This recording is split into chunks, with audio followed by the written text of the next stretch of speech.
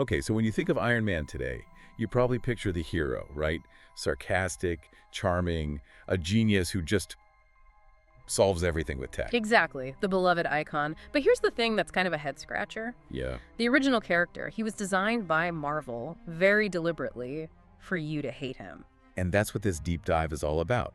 We're going into the source material to figure out how Stan Lee ran this wild experiment. Taking a character that nobody should root for, a weapons-dealing jerk, basically, and making him one of the greatest heroes ever. So how did that even happen? Let's set the stage first.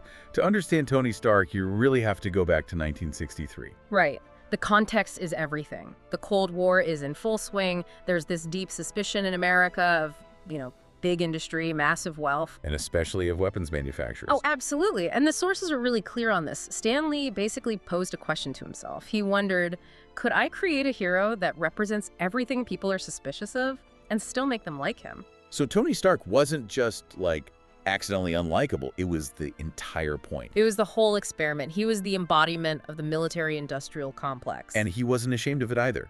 The early comics show him flaunting his wealth, profiting from war. He was arrogant. He was smug. He was everything a 1960s comic reader was conditioned to be wary of. You're supposed to see a guy like that as the villain, not the hero. Okay, so then how did this not just completely crash and burn? Well, that's the genius pivot. And it happens right from the very first issue.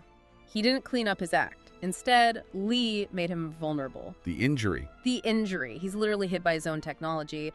That shrapnel lodged near his heart. I mean, the first Iron Man suit wasn't a weapon, it was a life support system. So he's forced to survive using his brain, not his money or his fists. Exactly. And you can't help but have this grudging respect for his intelligence. You might not like the man, but you admire how he gets himself out of a jam. So readers connected with the journey from this entitled guy to someone who has to earn his own survival.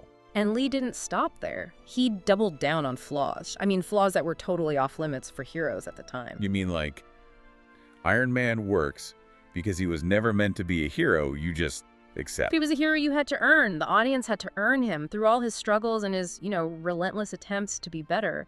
I think at its core, the whole character was a test to see if people would forgive a man who maybe didn't deserve it. But kept trying anyway, and that's what makes him one of Marvel's greatest characters. So if you enjoyed this deep dive into Marvel history, do us a favor and smash that like button. And subscribe for more comic and movie facts. And definitely drop a comment below and let us know which Marvel character you want us to unpack next.